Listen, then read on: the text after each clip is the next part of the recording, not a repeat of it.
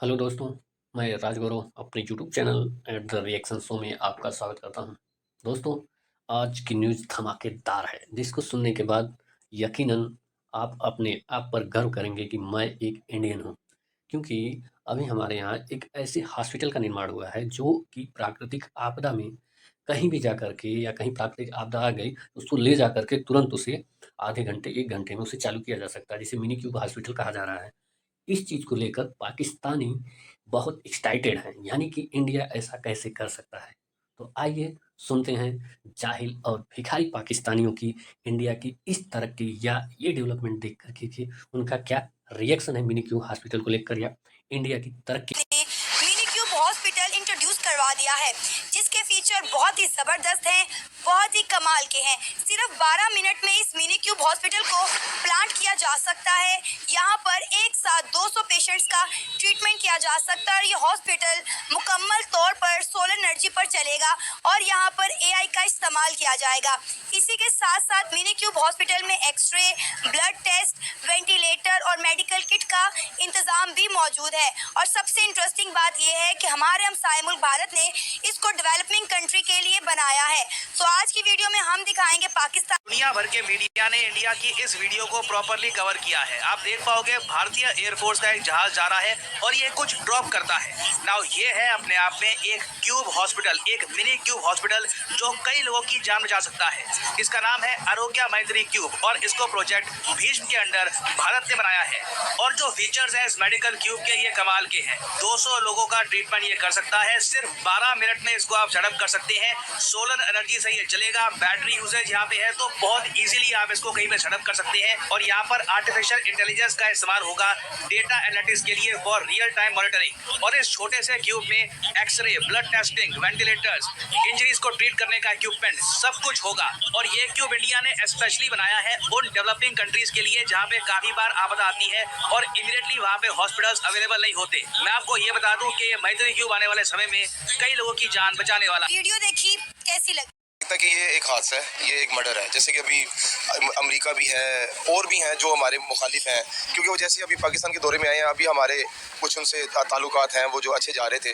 तो मेरी तरफ से तो ये कि जैसे वो फ़लस्तीन के हक़ में काफ़ी उनकी आवाज़ बुलंद थी, तो उनका ये जैसे सद्दाम हुसैन को मर्डर किया गया, हमारे जो जर्नैल थे क्या नाम उनका, ज़ियाउल हक़ साहब, ठीक है, उन्हें भी ऐसे मर्डर किया गया, इन्हें भी ही ऐसे मर्डर किया गया। तो हालिया इजराइल और ईरान के दरमियान में टेंशन आपको दिखाई दी, जिसमें ईरान एंड इजराइल ने एक दूसरे के खिलाफ बराह रास्त हमले किए। तो इस एक टेंशन ने भी इन चेमगोइयों में इजाफा किया और इस स्पेकुलेशन की तरफ लोगों का ध्यान गया कि शायद ये कोई कॉन्स्पायरेसी ना हो अमेरिका और इजराइल की जानिब से। हम समझते हैं इस खत्ते में कि इंडिया जो है वो अमेरिका के बगैर कुछ नहीं करती, लेकिन इसके बावजूद उनके साथ वो चबार मायदा उनमें सब कुछ ईरान के साथ उनके साथ बड़े लिंक तक।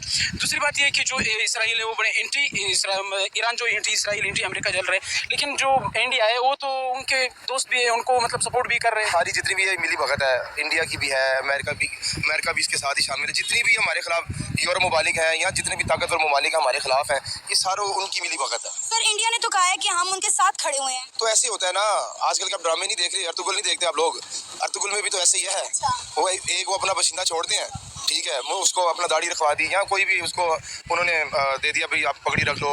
ऐसे इन्होंने जब मरा तो उन्होंने कहा जी ठीक है जी हम आपके साथ हैं, मंगोलों ने कहा हम आपके साथ हैं, बाज़तीनियों ने कहा हम आपके साथ हैं। तो ये भी वही है। उनके जो ताल्लुकात रहे हैं इस ड्यूरेशन में पाकिस्तान के साथ, इंडिया के साथ, अज़रबैजान के साथ, टर्किश जो गवर्नमेंट है उसके साथ, और साथ साथ आपने देखा होगा कि सऊदी अरब जैसा राइवल भी अब ईरान के बहुत करीब आ चुका था और रशिया और चाइना की मदद से बहुत सारे मामलात ईरान के दीगर ममालिक से तय पाते हुए दिखाई दे रहे थे। तो इब्राहिम राइसी का रोल इसमें यकीनन एक अहम था और इब्राहिम राइसी की सना जो शख्सियत है वो बहुत ताकतवर शख्सियत थी। इसके हमें पैसे मिलती है इस्लाम जो इस्लाम बयान नहीं, इसके पैसे मिलते हैं, हम लड़ते हैं इस्लाम के बेस पे। अगर हम इस वीडियो को रिजेक्ट करते हैं तो फिर हमें वो लड़ने के पैसे नहीं मिलेंगे।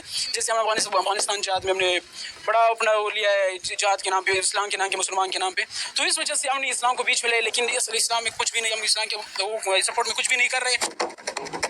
इस गम की घड़ी में कपट होते हैं, ये जो चाबी वाले खिलौने होते हैं, ये जो डाका मार के आए होते हैं, इनके अंदर इखलाक की जुर्त नहीं होती, ये अपना माफी ज़मीर बयान नहीं कर सकते।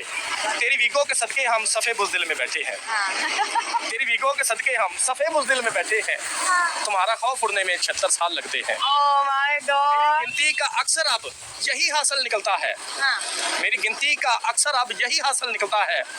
बेगैरत कौम बनने में 76 साल लगते हैं। इंडिया का नरेंद्र मोदी, हम उसको पसंद करें या ना पसंद करें, लेकिन वो आया किसके जरिए है? बेल्ट बॉक्स के जरिए। उसके पास इखलाकी जुर्रत है, बिल्कुल है। उसके पास अवामी मैंडेट है, बिल्कुल है। जब वो अमेरिका के अंदर जाता है, यूएनओ के अंदर जाता है, तो वो बात किसमें, इंग्लिश में करता है या हिंदी में करता है? हिंदी में। क्या वो सूटेड बूटेड होके जाता है? कुर्ता पजामा। कुर्ता पजामा पहन के जाता है। ये किस चीज़ की अलामत होती है? अपनी सकाफत, अपनी रहतल बैतल, अपनी ज़बान, अपना उठना बैठना, अपनी खुराक इस्तेमाल करना, ये ज़ात कौमों का शेवा होता है।